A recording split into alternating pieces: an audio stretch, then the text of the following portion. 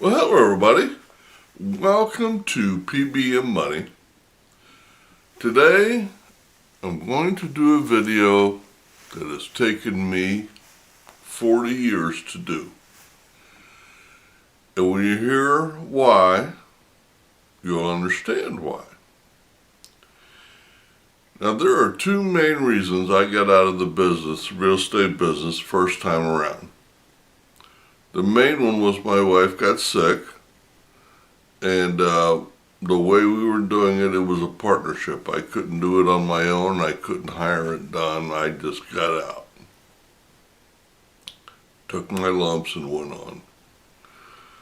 The second reason was this video. A corrupt federal judge. Now, at the time, she was not a federal judge. She was a misdemeanors court judge here in Illinois. Now, let me set the story, and once I set the story, I'm going to divide this video into two parts.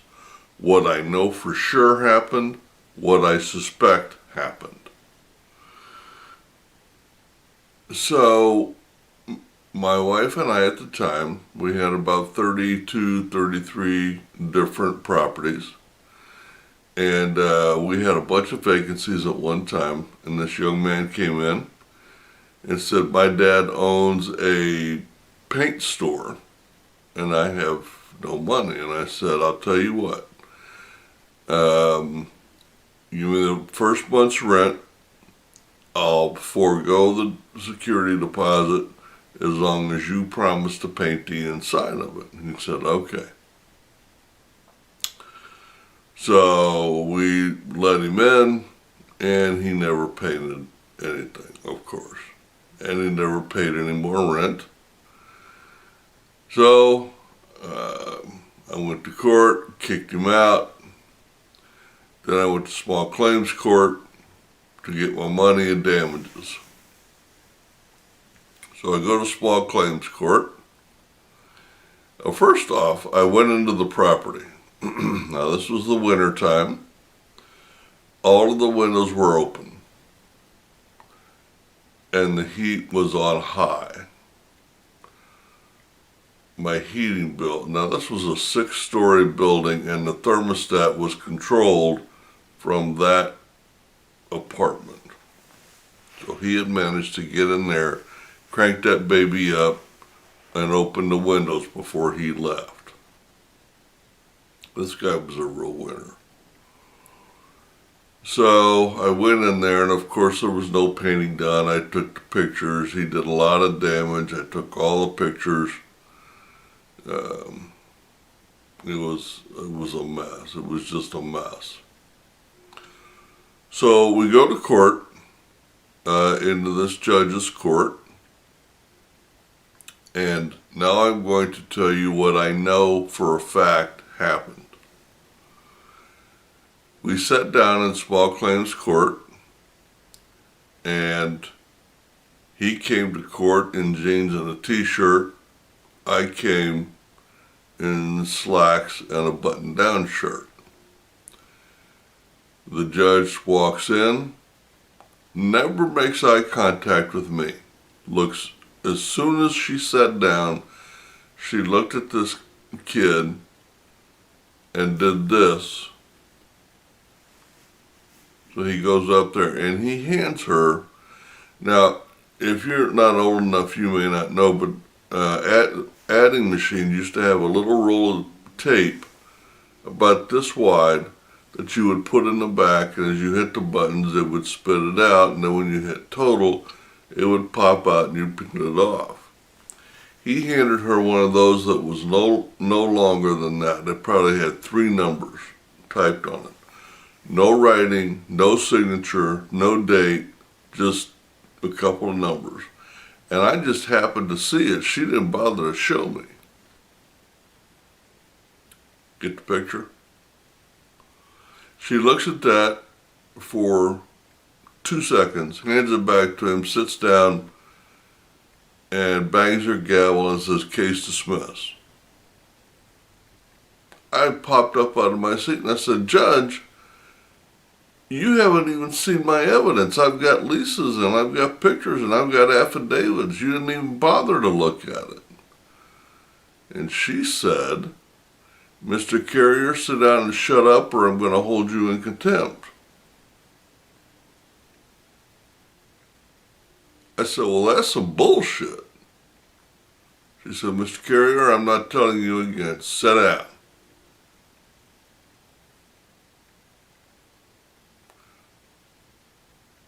She said, "Next case."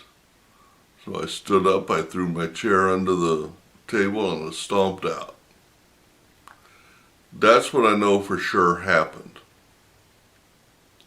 Here's what I suspect happened in addition to that. That 6-story building from this incident was condemned immediately. Don't know why, who, when, where, or how, but it was condemned. So I was buying it contract for deed at the time. Those were very big back in the 80s. And within 6 months, that building had been tore down, paved over, and a new state building built there.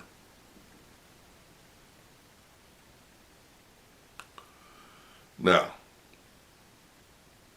here's what I suspect happened.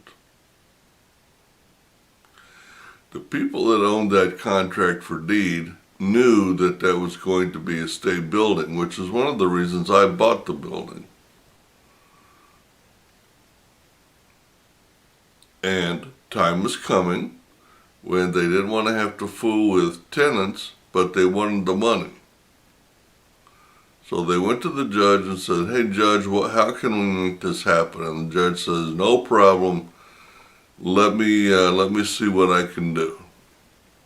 So they send this bozo into this place to destroy it, make it inhabitable, file a complaint, get it condemned, and get me out of the picture all in one fell swoop.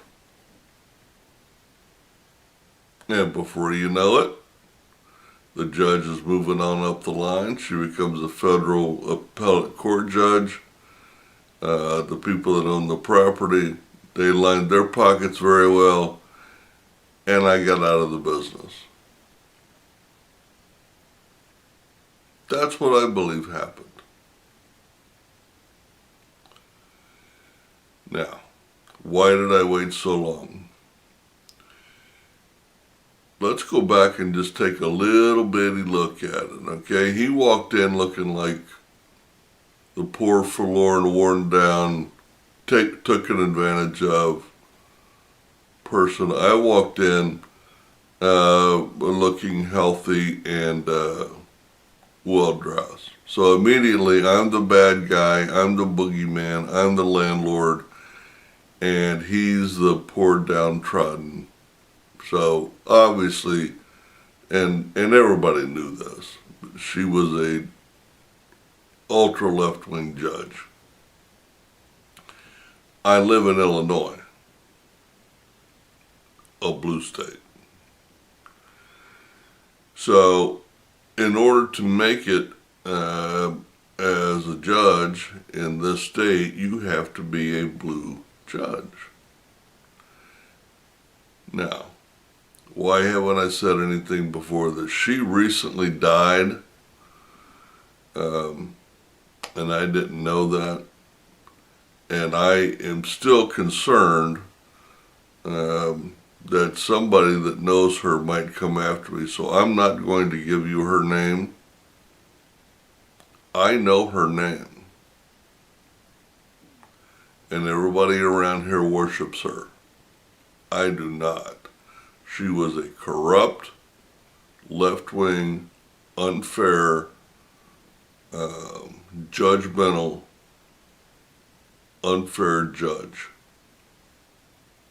And just on what I know as a fact, I could have caused her trouble if I had had money at the time. If what I suspect I could ever have proven There's a difference between people that have money and people that don't.